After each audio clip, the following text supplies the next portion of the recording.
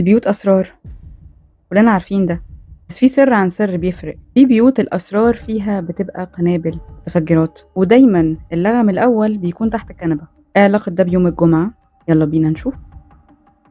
نبدأ من الأول خالص ونشوف بيبدأ ازاي البيت ده، وازاي بيبدأ تحت الكنبة. المكان اللي معظم الناس بتقعد فيه وبتتجمع فيه بيكون أكتر مكان بيحصل فيه الانفجارات. البيت ده مش بيتبني في الأول خالص بخناقات كبيرة، لا خالص، بيكون تراكم صامت قديم متواصل. لما نختار نعدي الموقف علشان المركب تمشي وهي ما بتمشيش، بس احنا في دماغنا ان هي ماشية. بعد شوية المركب بتتقل، بيبدأ بتوقعات عالية جدا ومثالية، أو من غير أي توقعات، وكل واحد ماشي ورا هواه.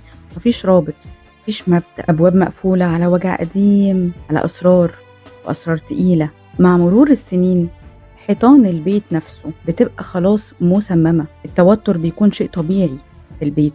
الخطوة الغلط على الأرض تسبب مشكلة كبيرة ومحدش بيعرف يلمها. وتصرف أي شخص، أقل تصرف، بيكون هو الحافز الأخير للانفجار الكبير. احنا لازم نوضح حاجة مهمة: مفيش حد في أفراد الأسرة دي ضحية، لكن لازم نعدهم. أول واحد الشخص المحرك، هو أكتر شخص فيهم بيكون شايل ذنب، على حزن، على غضب قديم جدا، شيلة نفسية فعلا تقيلة بتاعته هو وبس، لكنه بيعيش يفكر كل اللي حواليه إنه عايش فيها، وينفجر فيهم ويفرغ وجعه ده بأي سبب وعشان أي حاجة. طبعا هو بيعرف يدي نفسه الأسباب المنطقية الكافية عشان يعرف يعمل ده. الشخص التاني أنا بسميه السبونج أو الإسفنجة.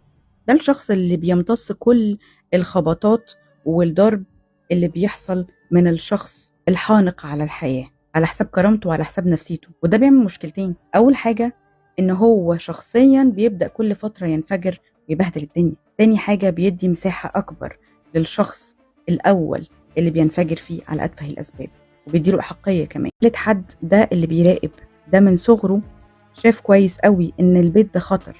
هو مش فاهم هو لأي مدى خطر، هو بس اتدرب كويس قوي يقرأ الأوضة، لغة جسدهم، ويقرأ إمتى الانفجار هيحصل عشان يا إما يستخبى يا يهرب. ده بيكون أكتر حد مناعته وجهازه العصبي متدمرين، لأنه طول الوقت عايش بكمية كورتيزول في جسمه صعبة جدا. رابع حد بقى ده البلاك شيب أو كبش الفدا، ده اللي كل أفراد الأسرة بيشاوروا عليه ويقولوا هو ده المشكلة، لأن حقيقي وجوده بيوريهم المشكلة. الشخص ده هو جهاز الإنذار الوحيد اللي شغال ما بينهم. هو الفكرة إنه مش قادر يمثل، مش قادر يشوف إن ده طبيعي، ومش قادر يحس إن ده بيت طبيعي، مش قادر يشوف إن نوعية المشكلات اللي بتحصل أو الانفجارات اللي بتحصل ده شيء طبيعي. مش عارف يمثل ومش عارف يكون زيهم، فبالتالي بيصرخ أو يتمرد. إزاي بقى؟ يستخدم الهجوم كأفضل وسيلة للدفاع، أو بينسحب انسحاب كامل. بيفضلوا مشيلينه ذنب تفكك الأسرة، وهو نفسه يا حبيبي ساعات بيفضل حاسس ده لمجرد بس إن هو رفض يشترك في مسرحية إحنا بيت زي الفل. يوم الجمعة بقى بيعمل إيه في القصة دي كلها؟ هو يوم التجميعة بتاعة العيلة. معظم أفراد العيلة إذا ما كانش كلهم بيلاقوا أكتر وقت يتجمعوا فيه يوم الجمعة، وده أنا بسميه يوم التغذية الأسبوعي. الأسبوع ده كل حد بيمارس فيها دوره، زي ما اتفقنا مفيش حد فيهم ضحية، بل كل واحد فيهم بيغذي التاني وبيتغذى عليه. في يوم الجمعة هو تأكيد العهود القديمة اللي احنا بشكل لا واعي اتفقنا عليها كلنا، فبنجدد بيه العهود للأسبوع القادم. مين هيبقى الاسفنجة، ومين هيبقى اللي بيراقب، ومين اللي هينفجر أكتر، ومين كبش الفدا.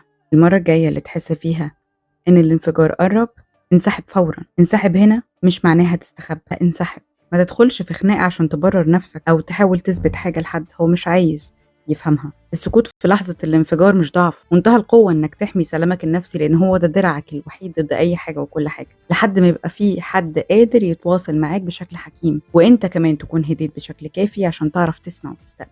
ولو ده ما حصلش يبقى على الأقل حميت نفسك من الانفجار. طب إزاي بقى نصلح الوضع ده؟ البيت ده محتاج حاجة اسمها هندسة عكسية. يعني إيه؟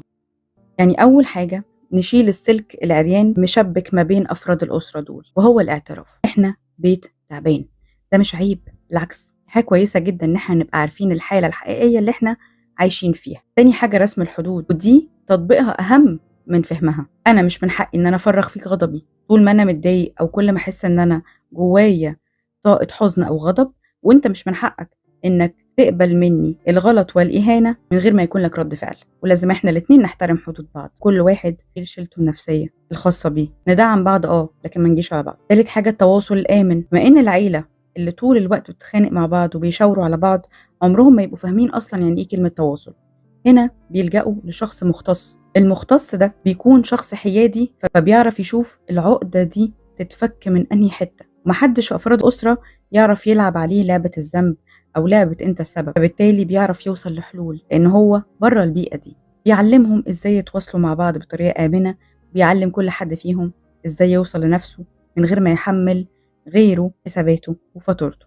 طيب لو ال3 حاجات دول ما نفعوش، أفراد الأسرة مش عايزين ولا يعترفوا ولا يتواصلوا مع بعض حلو ولا يشيلوا مسؤولية نفسهم، مش بيتبقى غير الكارت الأخير، رغم إن أنا ما بفضلوش، لكن في بيوت كتيرة قوي ما بينفعش غير الكارت ده، وهو الخروج الآمن. لما يكون البيت مسمم لدرجة إنك مش عارف تتنفس فيه، مش عارف تكون أنت، وبتتزق عشان تلعب دور وحيد وإلا، هنا الخروج الآمن والمسافة الآمنة هو أحسن حل ويمكن يكون الوحيد، عشان تحافظ على ما تبقى من عقلك ورؤيتك لنفسك، عشان تعرف يكون عندك مستقبل أصلا، وإلا يبقى أنت كمان اخترت إنك تبقى ضحية وهتخش في الأدوار اللي بتكمل البيت الملغم ده. أنا دينا، ودي نصيحتي ليك النهاردة.